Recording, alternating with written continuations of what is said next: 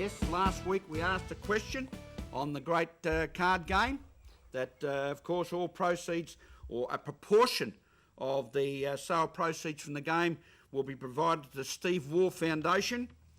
And would you believe we had a large number of entries, but no one got the answer right, Tim? It was a tough one, Roll, I'm going to be honest, and I initially balked at it because I wasn't too sure either. And the obvious answer was Donald Bradman, but you're going to reveal now that it wasn't actually the Don that is the all-time average highest holder for Australia in tests. And that is the verified document of the Lords of Cricket website to show you that the information is definitely there. And the answer to the question we asked last week was Albert Trott, who was ranked number 14 on the Lords of Game Cricket. He played for Australia. He only played in 2 tests, made 205 runs, and has a batting average of 102.5 with a highest score of 85 not out. He also happened to have taken 9 wickets at a bowling average of 21.33. His best 8 for 43. He was a mid-order batsman and a medium pace bowler. His value on the players list, $850,000. So that's on the www.lordsofcricket.com website. No winner this week, but for next week we've got another question. The Lords of Cricket has got a top 200 players listed on its website. On that players list, we want to know who is player number 200 and what country did he come from. And I'll give you a hint. It's not Australia. The name of the 200th player and what country he comes from, lordsofcricket.com.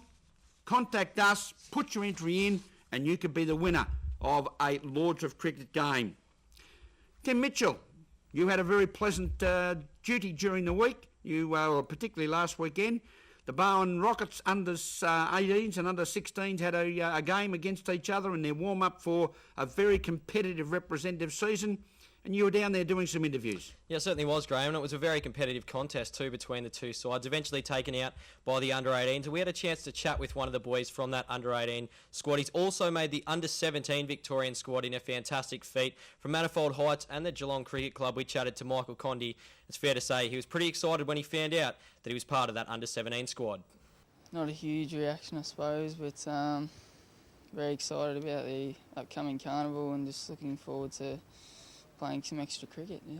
We then asked Michael whether the chance to play second 11 cricket at the Geelong Cricket Club had made him a better player. Yeah, second 11 cricket, playing against some pretty good cricketers and just giving me opportunities each week to further develop my batting and even bowling and fielding as well, so it's been really good.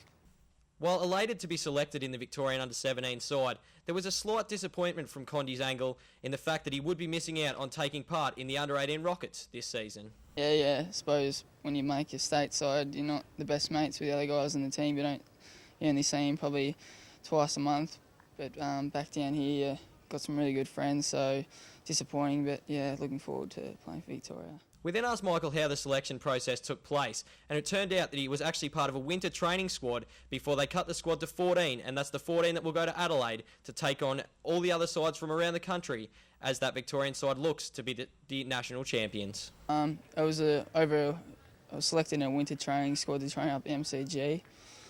We trained up there and through performances for Geelong and performances in the Dowling Shield in the under-16 last year, they selected a 24-man squad.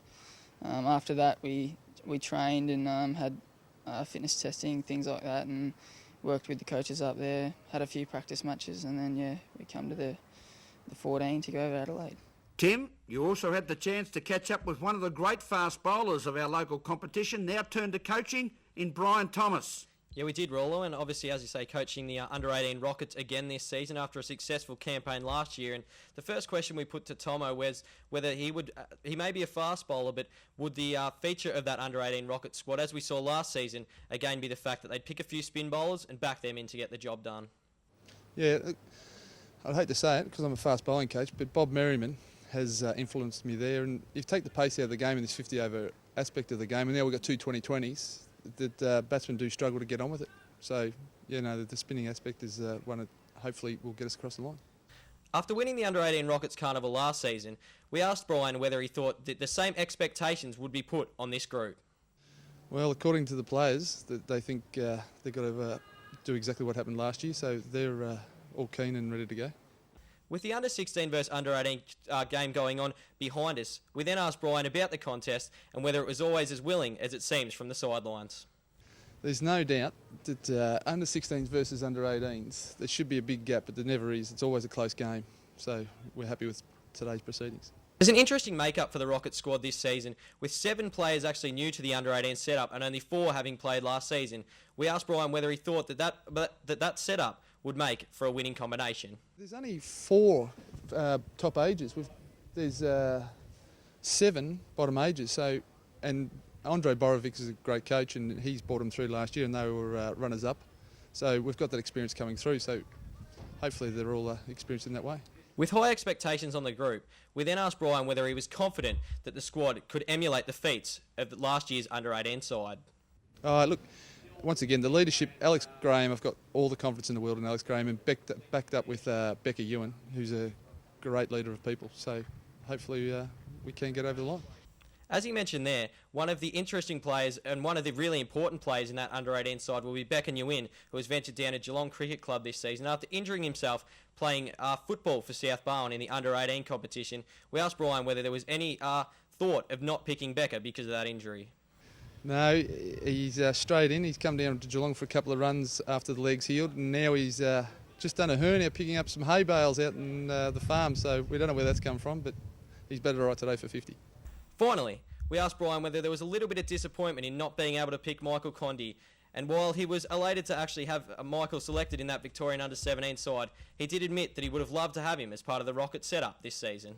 Well, I thought it was a bit selfish from Michael playing Vic 17s instead of my under-18s. Surely he could have thrown that on the back burner and just played under-18s, but no, it's a great opportunity for Mick to make a name for himself in Victorian cricket. Thanks very much to Tim Michell and those interviews in the Barwon Rockets. As we go to a break on the Geelong Cricket Show, I'll be back with more after this.